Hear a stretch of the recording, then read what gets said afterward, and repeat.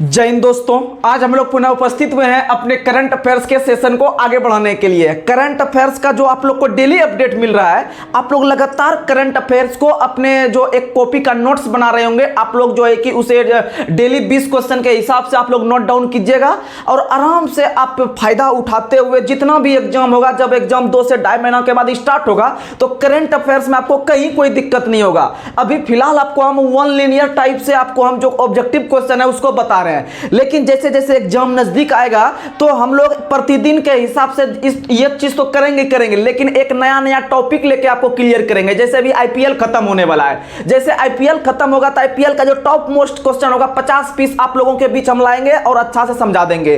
फिर आपका लोकसभा चुनाव जैसे खत्म होगा इसको फिर हम लोग क्लियर कर देंगे। उसके बाद फिर आपका जो 2024 के अंदर जो आपका पेरिस में ओलंपिक खेल वगैरह होगा तो ये सब भी हम जो है कि आराम से कवर करवाएंगे। फिर राष्ट्रमंडल खेल हो जाएगा, फिर आपका बहुत सारा जो खेल होगा आराम से कवर करवा देंगे। उसके बाद तो फिर आपको रामसर साइट होता है, विभिन्न प्रकार का पद्म पुरस्कार होता है, किस किस व्यक्ति को किस किस क्षेत्र में मिला, तो ये सब हम कवर करते रहेंगे जो कि आपको टॉप मोस्ट क्वेश्चन रहता है। तो चलिए बिना कोई देरी के हुए आज के इस 10 मिनट सेशन को हम लोग अपने जबरदस्त सेशन के रूप में देखते हुए आगे बढ़ते हैं। बस आप अपना कीमती समय 10 मिनट हमको दीजिएगा, आपका 20 क्वेश्चन माइंड में जबरदस्त फिट होगा। तो चलिए हम लोग आगे बढ़ते हैं। तो आज का पहला सवाल है, महात्मा गांधी जो भारत के राष्ट्रपिता के नाम से जाने जाते हैं, इनके नाम पर किस देश में एक मेट्रो स्टेशन का नाम पड़ा है? तो याद रखिएगा, मौ से महात्मा गांधी, मौ से मेट्रो स्टेशन, मौ से मॉरिशस आप याद रखने का प्रयास कीजिएगा।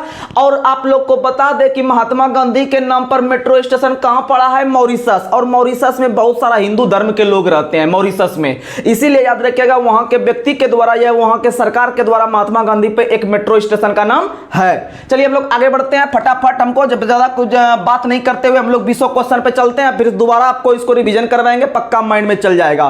फिर देखिएगा 2 नंबर, हाल ही में चर्चा में रहा ग्रीन रूम्स को रूस पढ़ना है और रूस ने अटैक किया था यूक्रेन पे। किस पे किया था? यूक्रेन पे। यानी कि हाल ही में चर्चा में रहा ग्रीन रूम्स का संबंध किस देश से है? यूक्रेन से है। और आपको पता है कि यूक्रेन में जो चर्चा में रहा था बहुत दिन पहले एक शब्द चेरनोबिल शब्द, जो बता रहे हैं स्टैटिक क्वेश्चन है, आप इसको याद रखिएगा। चेरनोबिल दुर्घटना जो हुआ था, जैसे भारत के अंदर में भोपाल में 1984 में एक घटना हुआ था, MIC घटना, यानी कि आपका जो भोपाल त्रासदी गैस जो हुआ था उसमें MIC का रिसाव हुआ था, उसमें विभिन्न प्रकार का जो है कि व्यक्ति जो है कि मौत हो गया था। तो उसी तरह का एक गैस का रिसाव हुआ था जो है कि यूक्रेन के अंदर में, उसे हम लोग चेरनोबिल घटना कहते हैं। क्या कहते हैं? चेरनोबिल घटना। बहुत फेमस क्वेश्चन, BBI क्वेश्चन। तो याद रखिएगा चर्चा में रहा ग्रीन रूम्स किस देश में है? यूक्रेन में। कहां में है? यूक्रेन में। आगे बढ़ते हैं 3 नंबर, राम मंदिर के डिजाइन करता कौन है? तो याद रखिएगा चंद्रकांत सोमपुरा राम मंदिर के डिजाइनर है। आगे बढ़ते हैं हम लोग 4 नंबर, एक भाषा है जिसका नाम है माधिका। कौन सा भाषा? माधिका। और माधिका भाषा जो है वह विलुप्त होने के कगार पे है। तो आप लोग को बता दे कि भारत का सबसे शिक्षित राज्य केरल है, और केरल इतना शिक्षित हो गया है, अपने आप में 100% हो गया है, और वह बताता है कि अब हम सिर्फ इंग्लिश में बात करेंगे। किस में बात करेंगे? इंग्लिश में बात करेंगे। जब हम इंग्लिश में बात करेंगे तो वहां का जो लोकल भाषा रहेगा, बताइए विलुप्त तो होगा कि नहीं होगा? तो होगा। तो वो याद रखिएगा माधिका भाषा जो विलुप्त हो रहा है वह केरल में हो रहा है। कहां में हो रहा है? केरल में हो रहा है, याद रखिएगा। आगे बढ़ते हैं 5 नंबर, डेजर्ट फेस्टिवल। डेजर्ट का मतलब होता है मरुस्थल। डेजर्ट का मतलब होता है मरुस्थल बोल सकते हैं, रेगिस्तान बोल सकते हैं, जहां पर बालू ही बालू देखने के लिए मिलता है। तो इसका मतलब भारत में सबसे अधिक रेगिस्तान या सबसे अधिक बालू आपका कहां में? तो राजस्थान में मिलता है देखने के लिए। कहां मिलता है? राजस्थान में मिलता है। और राजस्थान में ही एक शहर है जैसलमेर। कौन सा शहर है? जैसलमेर। तो याद रखिएगा डेजर्ट फेस्टिवल जैसलमेर में आयोजित हुआ है। कहां आयोजित हुआ है? जैसलमेर में। आगे बढ़ते हैं 6 नंबर, पेडियाला लक्ष्मी प्रिया को हाल ही में नरेंद्र मोदी ने एक पुरस्कार दिया है जो बहुत फेमस है। यह क्वेश्चन आगे एग्जाम में आ सकता है, तो इसलिए आप लोग याद रखिएगा कि पेडियाला लक्ष्मी प्रिया नाम का एक महिला है जिसका संबंध किससे है? कुचिपुड़ी से है। किससे है? कुचिपुड़ी से। और याद रखिएगा प्रिया नाम की जो लड़की है वो पूड़ी खाती है। क्या खाती है? पूड़ी खाती है।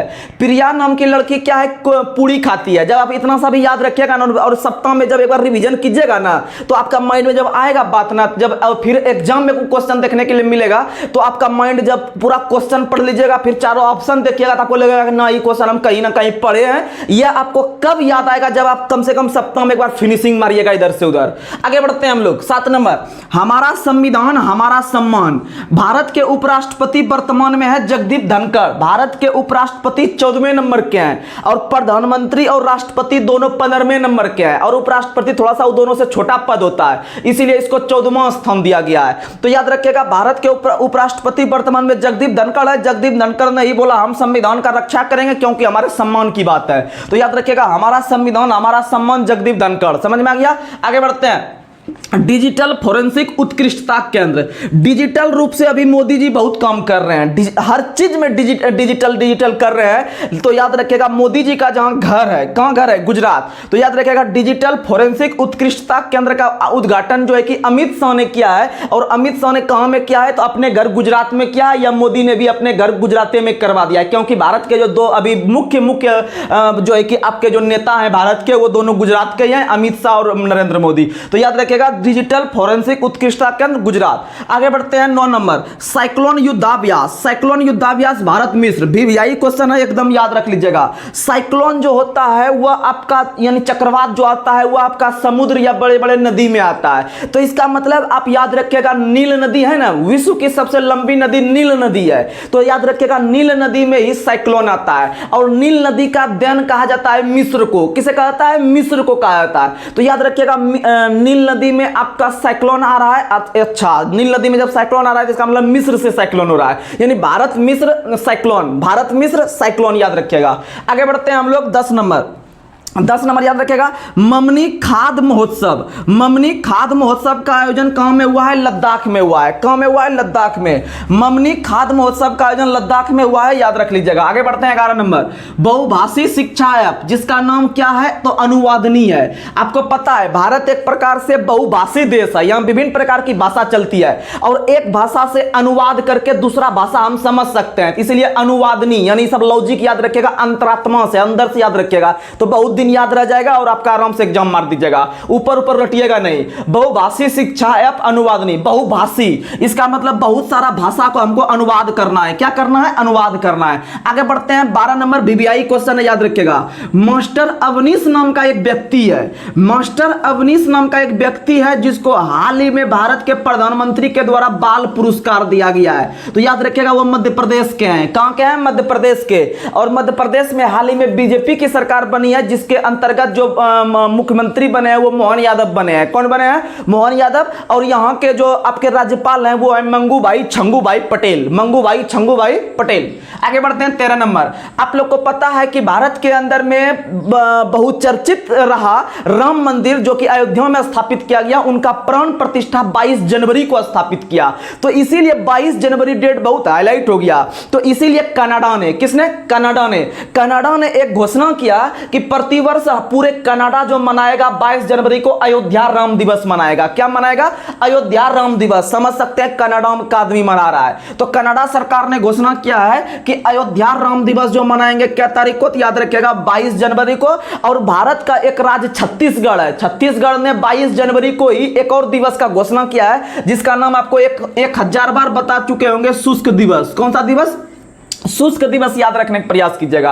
आगे बढ़ते हैं। 14 नंबर, इसमें आप VVI लिख लीजिए, आगे कहीं ना कहीं कोई एग्जाम में टपकेगा। आगे देखिएगा 14 नंबर, सुभाष चंद्र बोस आपदा प्रबंधन पुरस्कार 2024।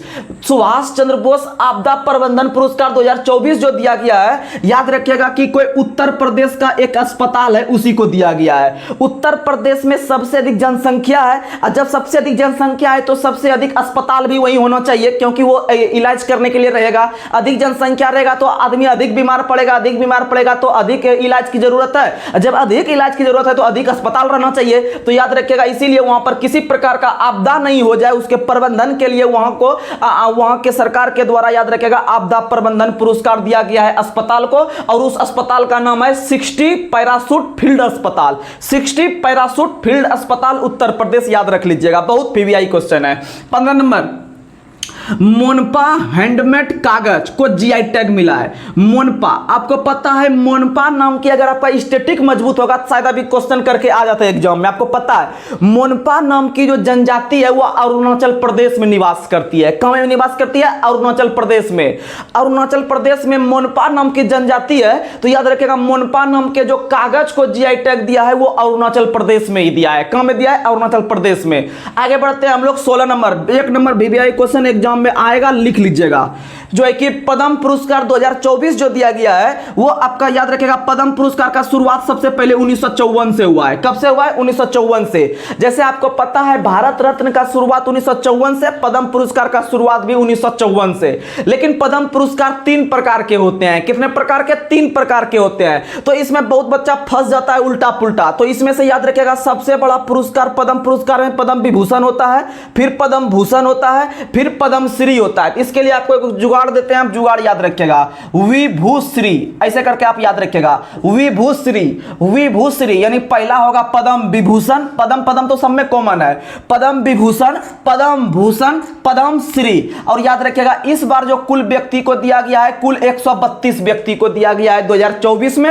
और 132 में से जो सबसे बड़ा वाला है, 1 नंबर वाला, बुझिए कि थोड़ा कम आदमी को देगा क्योंकि थोड़ा हाईलाइट है। तो याद रखिएगा पद्म विभूषण 5 आदमी को, पद्म भूषण 17 आदमी को और पद्म श्री 110 को। आपको स्पेशल क्वेश्चन पूछेगा पद्म श्री, अगर पूछेगा पद्म पुरस्कार कितना व्यक्ति, तो पद्म पुरस्कार में तीनों जोड़ के मारेंगे 132। अब पद्म विभूषण 5, यानी आपको याद रखेगा 5 17 110, 5 17 110। कुल पूछेगा तो 132 मार देंगे, स्पेशल पूछेगा तो आराम से मार देंगे। आगे बढ़ते हैं 17 number, melanistic tiger safari. Melanistic tiger safari का शुरुआत उड़ीसा में किया गया है। कहां में किया गया है? उड़ीसा में। टाइगर सफारी का शुरुआत जो किया गया है उड़ीसा में। सफारी 3 अक्षर का है, उड़ीसा भी 3 अक्षर का है, याद रखिएगा सफारी 3 अक्षर का, उड़ीसा 3 अक्षर का, वहीं पर आपका टाइगर सफारी शुरू किया गया। 18 नंबर, डेजर्ट नाइट अभ्यास। डेजर्ट नाइट अभ्यास किन देशों के बीच हुआ है? तो डेजर्ट नाइट जो हुआ है वह 3 देश के बीच हुआ है, Bharat France UAE. Bharat France UAE, Bharat France UAE, Bharat France UAE, याद रख लीजिएगा। आगे बढ़ते हैं 19 नंबर, अच्छा क्वेश्चन है ये। गोल्डन टाइगर जो पहली बार देखा गया है कौन से टाइगर रिजर्व में? याद रखिएगा काजीरंगा अभ्यारण्य में। किसमें देखा गया है? काजीरंगा। और काजीरंगा अभ्यारण्य असम में है। कहां में है? असम में है। तो गोल्डन टाइगर पहली बार वहीं पर देखा गया है। आगे बढ़ते हैं 20 नंबर, वीवीआई क्वेश्चन है, याद रखिएगा। सबसे उम्रदराज टेनिस खिलाड़ी हाल ही में कौन बना है? तो रोहन बोपन्ना बना है। याद रखिएगा 43 ईयर्स ओल्ड है। कितना ईयर्स ओल्ड है? तो 43 ईयर्स ओल्ड है। याद रखिएगा सबसे उम्रदराज टेनिस खिलाड़ी रोहन बोपन्ना। समझ में आ गया? तो चलिए एक बार फटाफट आपको 2 मिनट के अंदर रिकॉल करवा देते हैं शुरू से। माइंड एकदम पूरा फ्रेश रखिएगा। मौ से महात्मा गांधी के नाम पर, मौ से मेट्रो स्टेशन, मौ से मॉरिशस में। कहां में हुआ है? मॉरिशस में। देखिएगा कितना आपको याद वाला फीलिंग आएगा कि नहीं, हम याद पहले एक बार रिवीजन करवा रहे हैं, जो है कि इसमें आपको बहुत डायरेक्ट माइंड में फिट करेगा बात कि नहीं, हम जो दोबारा पढ़ रहे हैं हमको बहुत सारा याद हो रहा है। तो चलिए हम लोग आगे बढ़ते हैं। 2 नंबर, चर्चा में रहा ग्रीन रूम्स। रूम्स का मतलब रूस, और रूस ने अटैक किया था यूक्रेन पे। किस पे किया था? यूक्रेन पे। आगे बढ़ते हैं 3 नंबर, राम मंदिर का डिजाइन चंद्रकांत सोमपुरा। चंद्रकांत सोमपुरा। माधिका, माधिका भाषा जो विलुप्त हो रहा है वह इंग्लिश वाले ने विलुप्त करवा रहा है, यानी केरल सबसे शिक्षित हुआ है, इसीलिए याद रखिएगा। आगे बढ़ते हैं डेजर्ट। डेजर्ट का मतलब मरुस्थल, मरुस्थल का मतलब राजस्थान, राजस्थान का मतलब जैसलमेर। कहां हुआ है? जैसलमेर। आगे बढ़ते हैं पेडियाला लक्ष्मी प्रिया। अब प्रिया जो खाती है पूरी खाती है। क्या खाती है? प्रिया पूरी खाती है। प से प्रिया, प से पूरी, प से प्रिया, प से पूरी। और कुचिपुड़ी जो शास्त्र नृत्य है वह आंध्र प्रदेश का है। कहां का है? आंध्र प्रदेश का, याद रखिएगा। आगे बढ़ते हैं हम लोग 7 नंबर, हमारा संविधान। संविधान का रक्षा उपराष्ट्रपति कर रहे हैं, याद रखिएगा जगदीप धनखड़। आगे बढ़ते हैं 8 नंबर, डिजिटल फोरेंसिक उत्कृष्टता। डिजिटल का बाद मोदी कर रहा है अपने राज्य में, यानी गुजरात में। कहां में? गुजरात में। आगे बढ़ते हैं 9 नंबर, साइक्लोन। साइक्लोन, अच्छा साइक्लोन जो आता है मिस्र में आता है, नील नदी में आता है। कहां में आता है? नील नदी में। और नील नदी का देन कहा जाता है मिस्र को, और याद रखिएगा इसीलिए भारत और मिस्र के बीच साइक्लोन संयुक्त सेना अभ्यास। आगे बढ़ते हैं 10 नंबर, ममनी। ममनी खाद्य महोत्सव लद्दाख में। ममनी खाद्य महोत्सव लद्दाख में, याद रखिएगा लद्दाख में जो आदमी घूमने के लिए जाता है ना, पूरा बर्फीला इलाका में, वहां पर आदमी को घूमने में मन लगता है। क्या लगता है? मन लगता है, यानी कि ममनी लद्दाख, ममनी लद्दाख, ममनी लद्दाख। आगे बढ़ते हैं 11 नंबर, बहुभाषा समझने के लिए उस भाषा का अनुवाद करना होगा, यानी अनुवादनी ऐप शुरू किया है बहुभाषी शिक्षा के लिए। मास्टर अवनीश बाल पुरस्कार, जो मध्य प्रदेश का एक व्यक्ति है, मास्टर अवनीश, इन्हीं को दिया गया है बाल पुरस्कार प्रधानमंत्री के द्वारा, याद रखिएगा। 13 नंबर, 22 जनवरी को किस देश के द्वारा अयोध्या राम दिवस मनाया जाएगा? तो याद रखिएगा कनाडा के द्वारा। किसके द्वारा? कनाडा के द्वारा, याद रखिएगा। और कनाडा उत्तरी अमेरिका का सबसे बड़ा देश है, याद रखिएगा। और कनाडा में याद रखिएगा कि प्रत्येक आपका जो सीक्रेट है उस पे जो है कि उस पे लिखा गया है चेतावनी, याद रखने का प्रयास कीजिएगा। 14 नंबर, बहुत वीवीआई, सुभाष चंद्र बोस आपदा प्रबंधन पुरस्कार 2024 किसे दिया गया है? तो सबसे अधिक जहां जनसंख्या है उत्तर प्रदेश का, वहीं पर सबसे अधिक हॉस्पिटल है, तो याद रखिएगा 60 पैरासूट फील्ड अस्पताल उत्तर प्रदेश को आपदा प्रबंधन। आगे मोनपा हैंडसेट, और मोनपा नाम की जनजाति अरुणाचल प्रदेश में, इसीलिए अरुणाचल प्रदेश में मोनपा कागज को जीआई टैग दिया गया। पद्म पुरस्कार कुल 132 व्यक्ति को, 132 व्यक्ति में सबसे बड़ा वाला जो होता है पद्म विभूषण वो 5 को, और सेकंड वाला जो भूषण होता है वो 17 को, और शेष 132 में से घटा लेंगे तो ये वाला चीज भी निकल सकता है, या तीनों चीज जोड़ के ये भी मार सकते हैं। आपको कोनो ऑलरेडी पता रहेगा तो आप निकाल सकते हैं, ठीक है, तो आप याद रख लीजिएगा। 17 number, melanistic tiger reserve safari, safari यानी उड़ीसा, सफारी यानी उड़ीसा। 18 नंबर, डेजर्ट नाइट्स अभ्यास, Bharat France UAE, Bharat France UAE. आगे बढ़ते हैं। 19 नंबर, गोल्डन टाइगर कहां देखा गया है? तो काजीरंगा में। कहां देखा गया है?